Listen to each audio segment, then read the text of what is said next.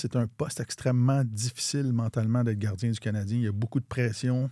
Aussitôt que tu commets, il n'y a pas une grande marge d'erreur avant que les partisans commencent ou qu'une frange de partisans commence à s'impatienter. Il y a toujours des débats qui devraient être devant le filet, qui ne devraient pas être devant le filet. Et il y a une longue tradition d'excellence à ce poste-là. Et je trouvais ça beau. Tu sais, je comparais de voir Montembeault exprimer comme ça ce qui lui passait par la tête quand ça va mal, qui avait regardé au banc, qui remerciait son entraîneur de ne pas l'avoir sorti du match, de l'avoir laissé continuer à se battre et tout ça. Et je faisais la comparaison avec Carey Price. Et on arrive dans le thème que tu abordais. C'était pas prévu du tout, mais Carey Price, il était très sensible aussi, mais il ne le montrait pas. Là, on se souvient, il avait eu des troubles alimentaires à ses débuts chez le Canadien. Puis quand ça allait mal, Carey Price, il se raidissait des fois, il ne se présentait pas du tout pour parler aux journalistes. Puis quand il venait... Il venait pas escarapace. Oui. Tu sais, il adoptait une attitude intimidante puis des réponses courtes, puis il voulait sortir de là.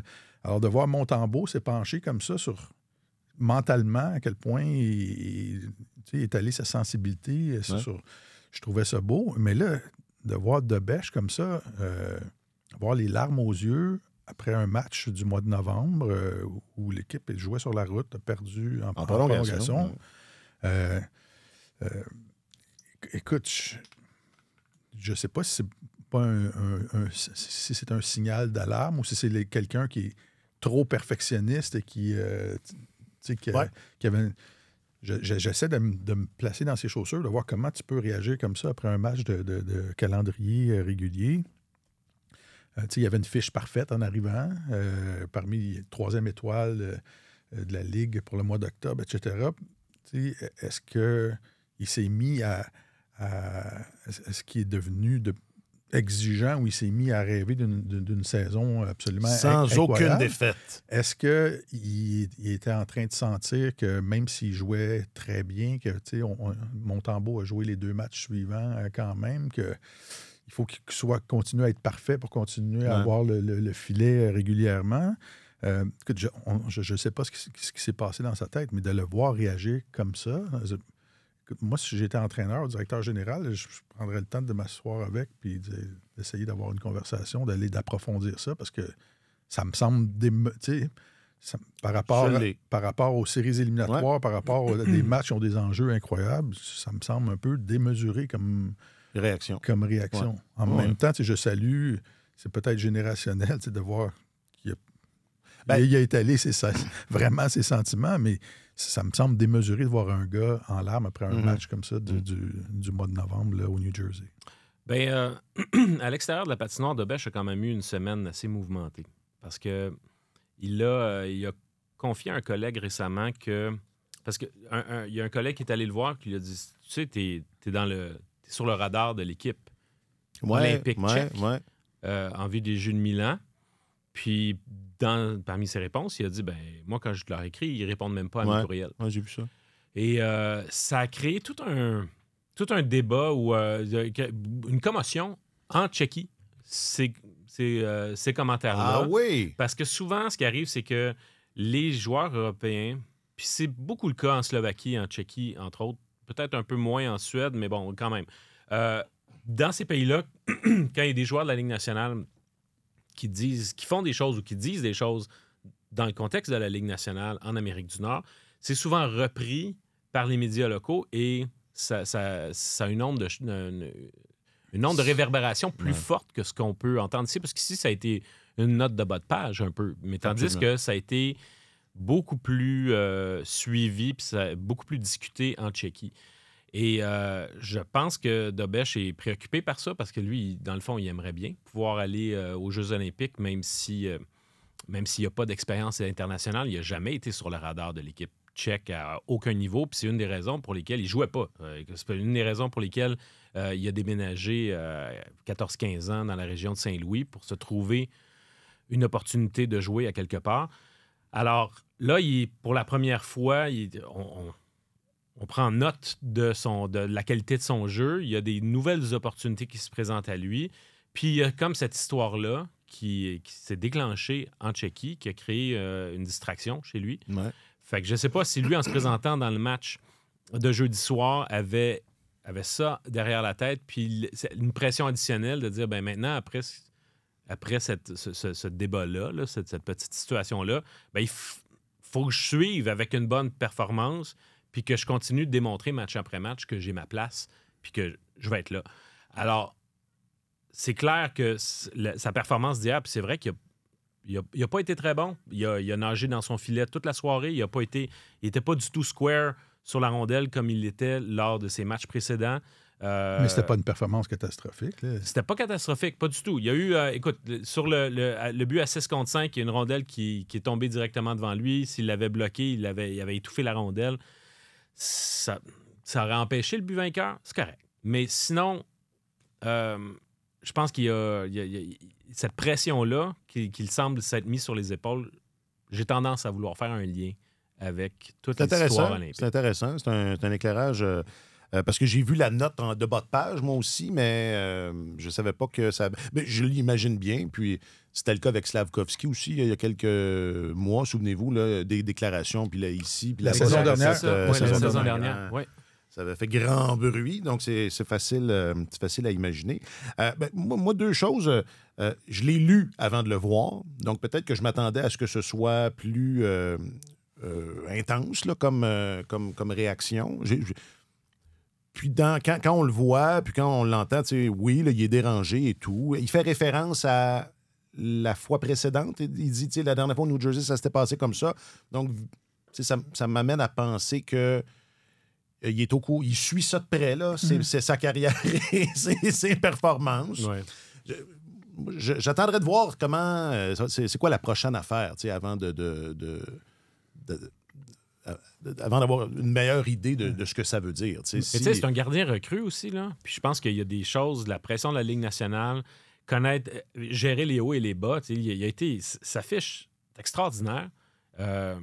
Il a été, je pense, le premier gardien recru à gagner ses 5 premiers matchs 2 années de suite. Il est sur une lancée, sur une balloune, dirions-nous. Mais sauf qu'à un moment donné, les ballons, ça dégonfle. C'est tout à fait normal, ça fait partie du sport. Mais quand tu es un gardien de but recru à une position phare comme celle-là, ben, il faut que tu puisses gérer ces émotions-là. Puis c'est pas toujours facile. Ça détonne beaucoup avec la confiance qu'il dégage habituellement. Il y a une prestance de Bech quand tu lui parles. Puis la saison dernière, il débarquait dans la Ligue nationale, puis il avait l'air en plein contrôle de la situation. Donc je trouve que ça détonne beaucoup avec la prestance. C'est ça qu'il démontre habituellement. Et 82 matchs, c'est un marathon. Là. Tu peux pas, à ton 7e match... il faut les entraîneurs, les joueurs répètent tout le temps, il faut que tu sois capable de garder un niveau d'émotion ou d'engagement égal durant toute la saison. Là, tu ne peux pas t'emporter quand ça va bien, puis monter au plus haut des cieux et de vouloir t'enfermer seul dans le noir quand ça va mal. Il faut que tu aies une perspective à long terme. Il y a un autre match, un prochain match. Fait que de le voir comme ça, partir en montagne russe au mois de novembre, j'ai trouvé ça très, très étonnant. Est-ce qu'on sait si ils répondent à ces courriels? Peut-être que les courriels sont dans les spams de la Fédération, vu qu'il n'y a pas d'historique là, entre les deux. Il y avait un autre aspect. C'est un bel éclairage. Il y avait un autre aspect à sa déclaration aussi. Il disait que la Fédération ne le rappelait pas, mais il disait qu'il y avait rien pour lui. Il n'y avait aucune attache avec la Tchéquie. Hein. Il disait, il n'y a rien pour moi là-bas de toute façon. Ma vie est ici. Ouais. Fait que je ne sais pas si ça aussi, ça n'a pas... En tout cas, ça sonne comme... Il y a eu un ressac, là, je pense. C'est un athlète québécois qui réussissait, je ne sais pas, mettons, dans le baseball... au cricket. Au foot britannique. Oui, ça. Puis qui déclarait, écoutez, moi, le Québec, il n'y a rien pour moi. Ma vie est ici maintenant, je ne veux rien savoir. J'ai pas de...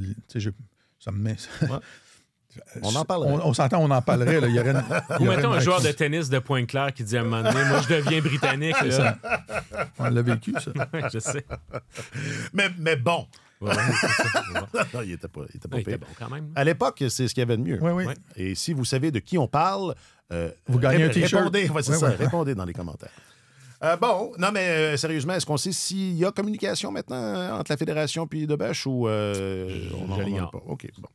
Et je te dis, cette fédération tchèque, ils sont pas fins avec Yacoub. Parce que, effectivement, tu disais, Marc-Antoine, bon, ça n'a pas été son meilleur match, mais c'est peut-être moi aussi qui ai rendu trop soft, là, mais autant Montembeault que Dobeš dans leurs difficultés, je suis pas comme catastrophé. Je n'ai pas trouvé qu'il y a... Ben écoute, qu'il y avait été- le match... Non, mais c'est qu'à un moment donné, un gardien établit ses propres standards. À un moment donné, ses performances... Les performances d'un joueur finissent par parler d'elles-mêmes. Puis si ton rendement est X, ben tu nous habitues à X. T'sais. Je pense que Dobeš est un gardien de but qui a plusieurs éléments qui jouent en sa faveur. Son gabarit, son niveau de compétition qui est incroyable. Il est frondeur parfois devant son filet dans son rapport avec les adversaires aussi. C'est un gars qui est très athlétique. Des fois, j'ai l'impression que sa technique n'est pas encore arrivée à maturité, puis il va la développer au cours des prochaines saisons. Puis je pense qu'on en a eu un exemple face aux Devils, parce que c'est généralement, quand un gardien qui est en confiance, qui va être gros devant son filet, mais qui utilise aussi son gros gabarit pour limiter ses mouvements, se faire frapper par la rondelle, c'est là que tu utilises le plus les avantages physiques que tu as. Sauf que quand tu te mets à exagérer tes mouvements, à glisser beaucoup de façon latérale, tu te places en position vulnérable. Puis c'est pas... J'ai l'impression que la marque finale hier ne reflète pas... Probablement que Dobeš sait que les Devils auraient pu marquer 2 ou 3 buts de plus dans ce match-là.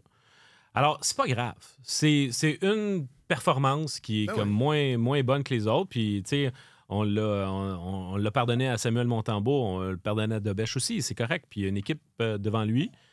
Puis, même si le Canadien a mieux joué que face aux Flyers de Philadelphie, c'est pas le niveau de jeu, je pense, auquel Martin Saint-Louis aspire pour son équipe. Je pense que cette équipe-là a un cran de plus à aller chercher, là. Fait que c'est pas juste Dobeš. Je pense que le jeu collectif n'est pas encore tout à fait à point.